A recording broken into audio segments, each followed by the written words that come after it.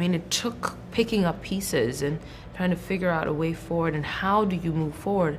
And that's what our story is about. Hello again, everybody. Just real quick here. Yes, I did go see the Black Panther movie, Wakanda Forever. And yes, I did enjoy it. It is pretty darn good. I might have enjoyed it more than the first one. Maybe, possibly. I'll have to think about that a little bit more. Kind of weigh them against each other. And I'll also tell you why I think that here in a minute. First of all, let me talk about one other thing I wanted to mention. Hopefully this won't be any kind of spoiler stuff, but we all know at this point that it's not Atlantis, right? This place is amazing. We all know that Namor in this film doesn't come from Atlantis, which is kind of disappointing to the comic book purist in me, you know. I push up my glasses and I say, you know, well, actually, that's not how it was in the comic books. But I kind of understand with DC beating them to the punch, basically, with the Atlantis stuff and Aquaman. So I kind of understand why they went in a different direction. And it also opens up some interesting aspects, some interesting possibilities and directions to go. So that's cool. I'm okay with that. That's kind of how I approach a lot of these Marvel movies anymore. As I said in the beginning, when they were first coming out, the sort of comic book purist in me was like annoyed by a lot of the changes they made and stuff, even though sometimes I can understand it because we're talking about characters that were created in the 60s, and you know, you have to sort of update certain things for a contemporary audience. So I get it when they have to change some things, but there are always going to be some changes that I don't like, you know. I also just came to accept the MCU as its own thing, and that's fine, and you know, just try to enjoy the films for what they are, and that they're doing their own kind of versions of these characters. Although I will say I was very very annoyed, and it kind of ruined the Doctor Strange movie when they referred to the MCU as the 616. I was like, no, don't do that, because the MCU is very, very different in a lot of ways from the source material, the original comic books. But whatever. The origin of Namor is a bit different, so be prepared for that. I think it's an interesting approach. I didn't hate it or anything like that. I was trying to think of where they might have pulled the inspiration for that from. I don't know if that's something that sprang up wholly from the writers and director's mind for the film, or if that's from some storyline or retcon story that I just haven't read. I was wondering if that was something from the Neil Gaiman 1602, Marvel 1602 stuff. I don't think that was the origin story for Namor in those books. So I'm not sure exactly where they got the inspiration for that, but it's interesting.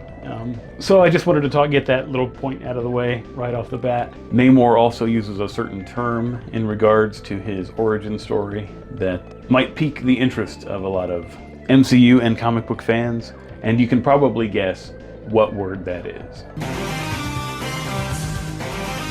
Then the subject of Chadwick Boseman's death, I was wondering how they would approach it. I was a little concerned. Again, hopefully this isn't a spoiler or anything, but if you were worried about a CGI Chadwick Boseman or something like that making an appearance, you're in luck. That does not happen. I was worried about that, and I thought it would have been in bad taste. I know Disney likes to do stuff like that, so I was worried, and if they had done that, I might have boycotted the next two Marvel movies. Not that my missing ticket would have put a dent in their sales or anything like that, but you know, just on principle I might have skipped the next two movies based on them doing that. But you don't have to worry about that, thank goodness.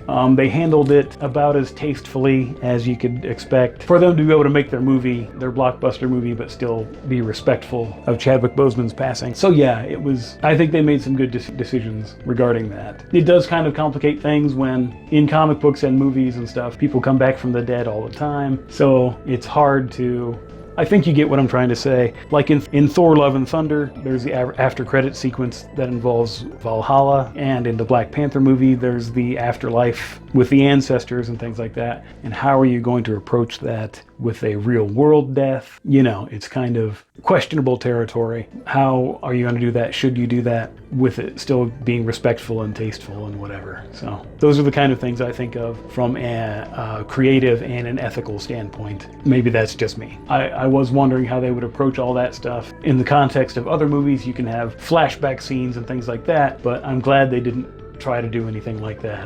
Which leads me to my next point, which is why I feel like I enjoyed this film better, because it had more gravitas and more weight to it, or more meaning. I don't know exactly how to explain it. I think you get it. It's a shame that a real world tragic event had to was necessary to lend that feeling to it, but it just seemed like it made the film mean more since it was such a tribute to, since it was a nice tribute to the guy who held the mantle, carried the role for several years. Which leads me into another thing that might be a bit spoilery.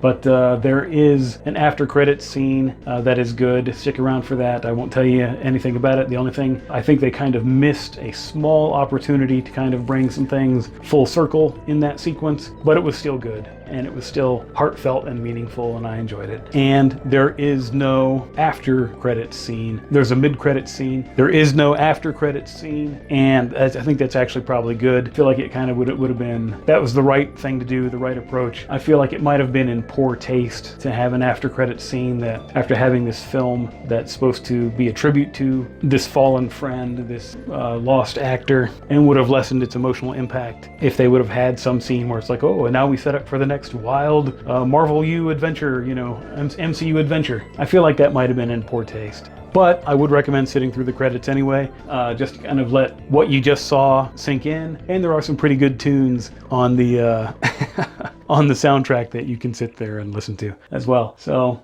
yeah, there's that.